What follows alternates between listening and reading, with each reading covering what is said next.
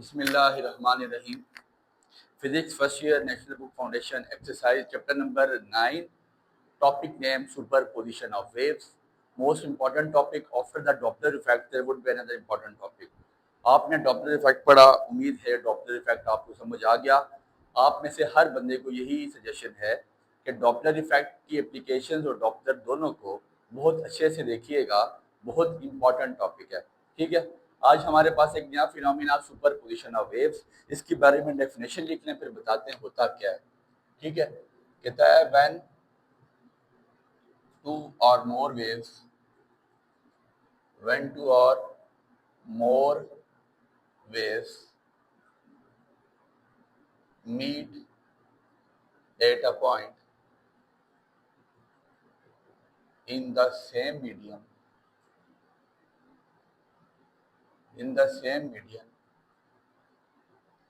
the resultant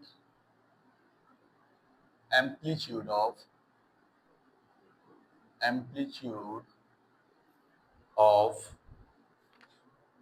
date point is the algebraic sum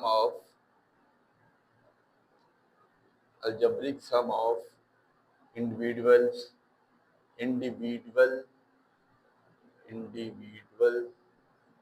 waves meet at a point।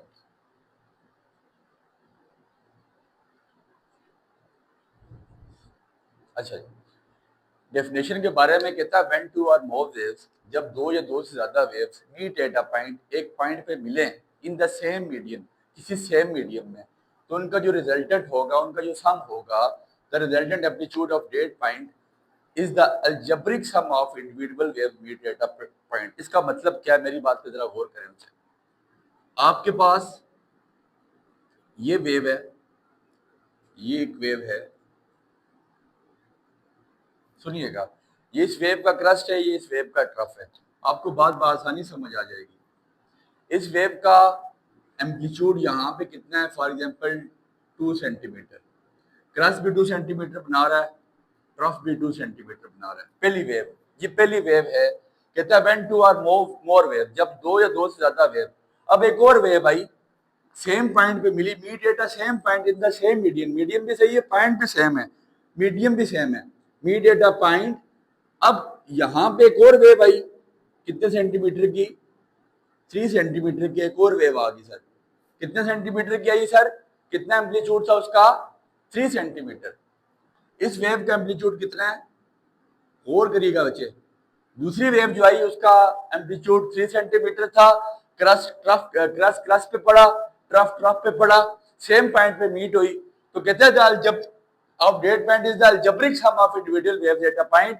तो अब इन दोनों का सम क्या होगा, कहता है इन दोनों को हम एक, आप देख लेना, इसको y से अगर हम डिनोट करते हैं, y is equal to y1 plus y2, तो y is equal to y1, for example आपके पास 2 सेंटीमीटर है, y2 3 सेंटीमीटर है, तो आपके पास अलजेब्रिक सम ऑफ वेव कितना आ जाएगा, 5 सेंटीमीटर।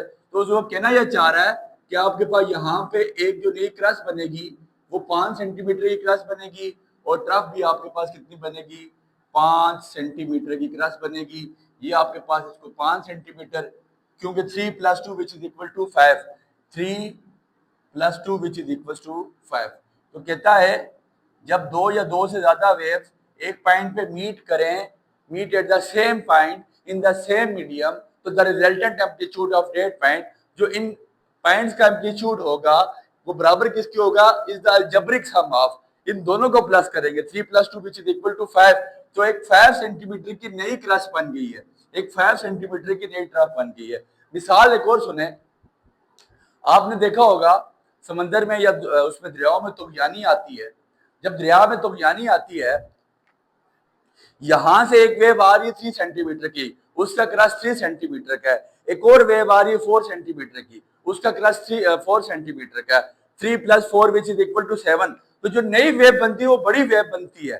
फॉर एग्जाम्पल 3 सेंटीमीटर की वेव इधर तक थी, 4 किधर तक थी, यहां तक, इन दोनों को प्लस किया 7 आ गया, एक नई वेव बनी 7 सेंटीमीटर की, और क्रस्ट जब क्रस्ट पे पड़ेगा तो एक नई वेव बनेगी 7 सेंटीमीटर की, और वो उससे हाईएस्ट पॉइंट पे चली जाएगी। इसका नाम सुपरपोजिशन ऑफ वेव है। समझ आ गई बात की? इस फिनोमिना को हम सुपरपोजिशन ऑफ वेव का नाम देते हैं। अब लाजमी नहीं है, ये सुनिएगा, एक और समझने वाली बात है, लाजमी नहीं है क्रस्ट क्रस्ट पे पड़े, क्रस्ट ट्रफ पे भी पड़ सकता है, या ट्रफ क्रस्ट पे भी पड़ सकता है। हो क्या सकता है, ये वेव आपके पास कितनी है, 3 सेंटीमीटर। फॉर एग्जाम्पल ये वेव आपके पास, इसका एम्पलीट्यूड कितना है, फर्ज कर लेते हैं, डायग्राम को बना के उसको समझाएगा। ये वेव आपके पास 3 सेंटीमीटर है, इसका क्रस्ट भी 3 सेंटीमीटर, इसका ट्रफ भी 3 सेंटीमीटर। एक नई वेव आई, एक नई वेव आई, और उसका क्रस्ट कितना था, उसका ट्रफ कितना था, उसका इसके क्रस्ट पे उसका ट्रफ पड़ा, उसका ट्रफ कितना था, उसका ट्रफ कितना था, सुनिएगा, 1 सेंटीमीटर। उसका क्रस्ट कितना था, 1 सेंटीमीटर। समझ आ गई बात की? जो क्रस्ट था, जो नई वेव आई थी, उसका ट्रफ पुरानी वेव की क्रस्ट पे पड़ा, और उसके ट्रफ पे नई वेव का क्रस्ट पड़ा। तो अब क्या होगा, अब अलजेब्रिक सम कैसे होगा, ये देखें, ये क्रस्ट अप साइड पे बन रहा है, ये ट्रफ है डाउन साइड पे बन रहा है। तो y इज इक्वल टू उसी तरह amplitude of y1 plus y2, लेकिन y1 आपके पास 3 सेंटीमीटर बीच में डालिएगा प्लस, लेकिन जो आपके पास y2 नई वेव आई है वो डाउन साइड बन रही है, तो इसलिए हम इसको -1 सेंटीमीटर लिखेंगे, क्योंकि जब क्रस्ट ट्रफ पे पड़ता है तो वो माइनस हो जाता है, फिर वेव छोटी बनती है, रिजल्टेंट वेव आपके पास छोटी बनेगी, 3 centimetre -1 centimetre which is equal to 2 centimetre. इसका मतलब है जो आपके पास नई वेव बनेगी वो कितनी बनेगी, ये आपके पास नई वेव बन रही है, ये 2 सेंटीमीटर की आपके पास नई वेव बनेगी, जिसका क्रस्ट भी आपके पास 2 सेंटीमीटर होगा और ट्रफ भी आपके पास 2 सेंटीमीटर होगा। ये बेसिकली फिनोमिना है सुपरपोजिशन ऑफ वेव का।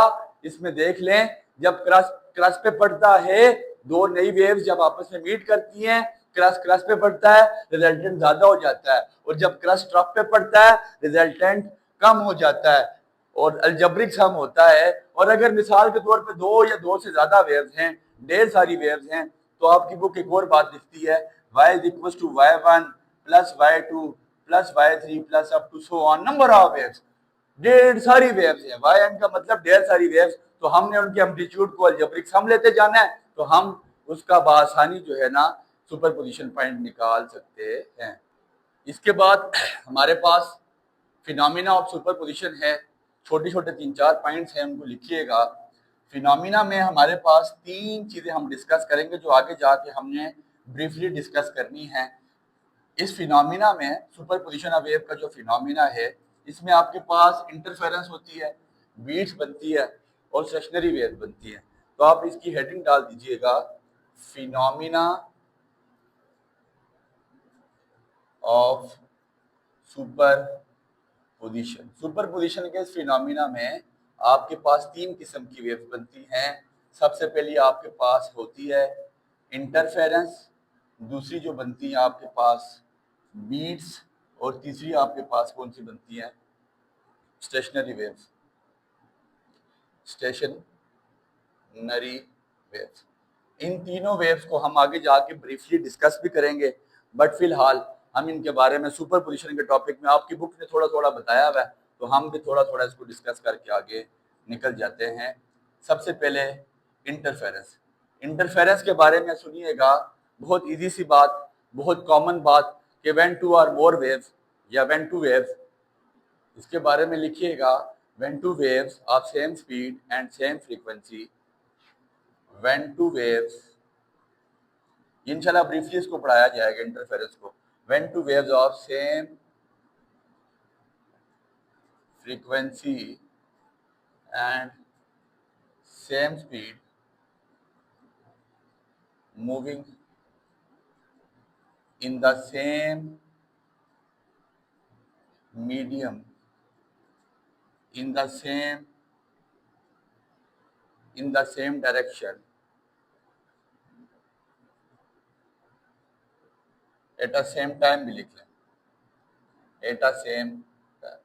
कहता है when two waves of same frequency, जब दो वेव सेम फ्रीक्वेंसी की और सेम स्पीड की, जब दो वेव्स सेम फ्रीक्वेंसी की सेम स्पीड की, moving in the same medium, एक सेम मीडियम में ट्रेवल करें, इन the same direction, same side पे जाएं और सेम टाइम पे जाएं, तो उस फिनोमिना को हम इंटरफेरेंस का नाम देते हैं। मेरी बात पे गौर करें, कोई मुश्किल चीज़ नहीं है।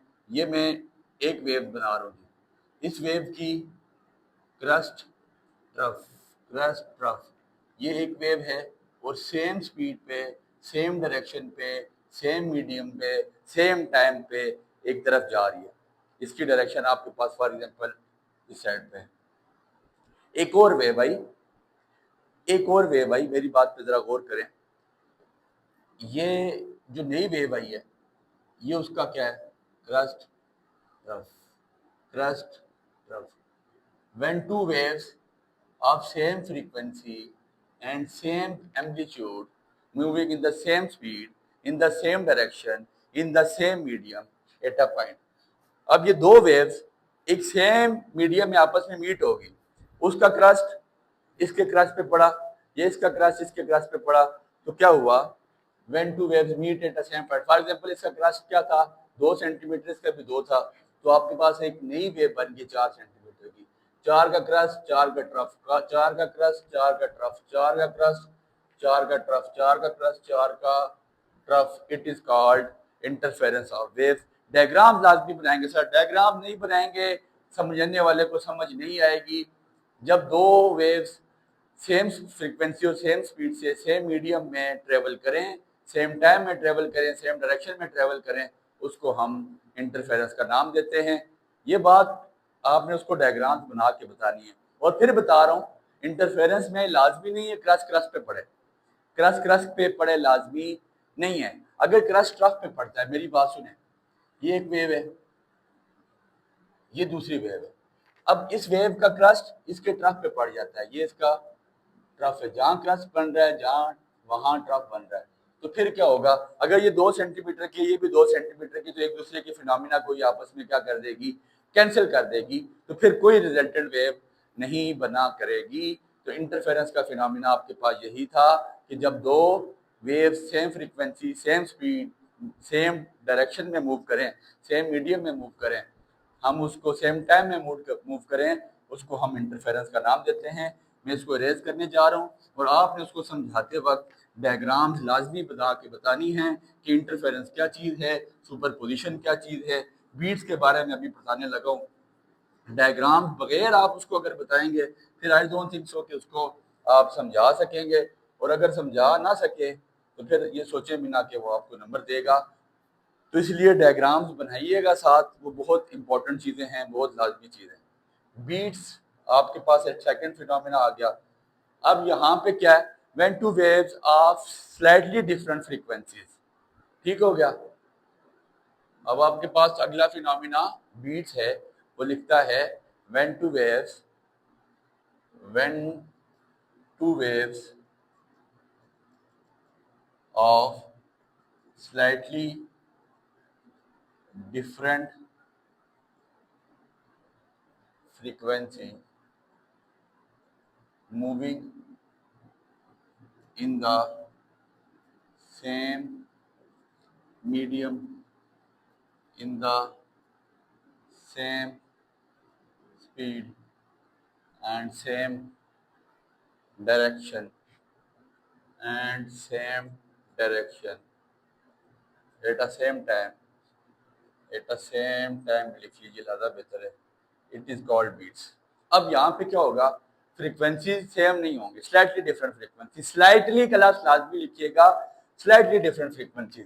एक वेव मेरे पास आई, ये इसका क्रस्ट था, ये इसका ट्रफ, फिर क्रस्ट, फिर ट्रफ, फिर किसी जगह क्रस्ट बड़ा बन रहा है, किसी जगह ट्रफ बड़ा बन रहा है, किसी जगह क्रस्ट बड़ा बन रहा है, किसी जगह ट्रफ बड़ा बन रहा है। ये एक वेव है। फिर दूसरी वेव आपके पास आई, ये इसका क्रस्ट बना, ये इसका ट्रफ बन गया, ये इसका क्रस्ट बना, ये इसका ट्रफ बन गया, ये इसका क्रस्ट बना, ये इसका ट्रफ बन गया। फिर ये कभी जाके छोटी हो रही थी, कभी जाके बड़ी हो रही थी, moving in the same speed, same frequency. अब बात इतनी सी है, moving in the same speed, frequency इसकी डिफरेंट थी। फॉर एग्जाम्पल यहाँ पे 10 ट्रफ थे, यहाँ पे 10 क्रस्ट थे, यहाँ 11 ट्रफ बन गए। अब क्या होगा? बीट्स प्रोड्यूस हो जाएंगी। बीट्स कैसे प्रोड्यूस होंगी? मेरी बात पे सुनिए, जो इसकी रिजल्टेंट आएगी वो इस तरह की कोई वेव होगी, इस तरह की रिजल्टेंट वेव आपके पास इस तरह की वेव आएगी किसी जगह पे बड़ा क्रस्ट बनेगा, किसी जगह पे ट्रफ बड़ा बनेगा, किसी जगह क्रस्ट बड़ा बनेगा, किसी जगह ट्रफ बड़ा बनेगा, स्लाइटली डिफरेंट फ्रिक्वेंसीज हो जाएंगी। और बीट्स के टॉपिक को इंशाल्लाह हम अलहदा भी पढ़ेंगे लॉन्ग के लिए, बट फिलहाल जो डेफिनेशन यहाँ तक लिखवानी थी आपको वो लिखवा ली गई है। इसको अपने पास नोट डाउन करें, इसको अपने पास नोट डाउन करें और उम्मीद करता हूँ कि बात समझ आ चुकी होगी। बीट्स कोई मुश्किल चीज़ नहीं है।